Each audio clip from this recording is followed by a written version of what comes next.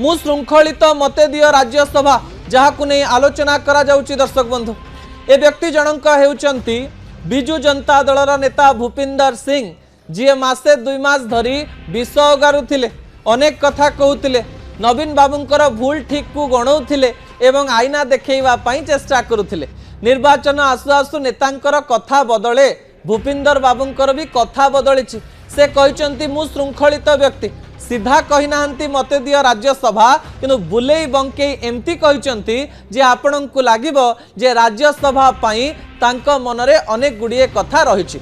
मु आपणंकु सरल रे बुझाई दवा पई चाहिबी जे नेता माने कोन मनरे भावंती।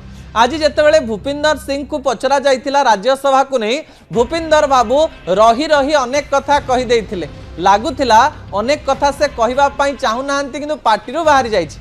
कहू कहू भूपिंदर बाबू कहिले जे मु होउची जने श्रृंखलित कर्मी एवं एकथा नवीन बाबू जानिचंती। निर्वाचन समय रे जेहेतु किछि प्रार्थी को टिकेट दिया जाई पारि नथिला, सही समय मु नवीन बाबू पाखु जाइथिली। नवीन बाबू कहिथिले राज्यसभा बेले आमे आपणंकु विचार को नबु एवं कहा जाउची जे नवीन बाबू विचार को नहीं पारंती। निजे निजे कहिचंती भूपिंदर बाबू आउ गोटे कथा भी कहिचंती। से कहिचंती राज्यसभा टिकेट काहाकू दिया जाए से मंत्र दवा पई चेष्टा करचंती। से कहिचंती राजनीति रे राज्यसभा टिकेट सही माननकु दिया जाए जो माने निर्वाचन समय प्रतिश्रुति दिया जाइथिबा योग्य होइतिबे टिकेट पई, जदि तांकु टिकेट दिया जाई नथिबो सेमाननकु कुआडे राज्यसभा टिकेट दिया जाए।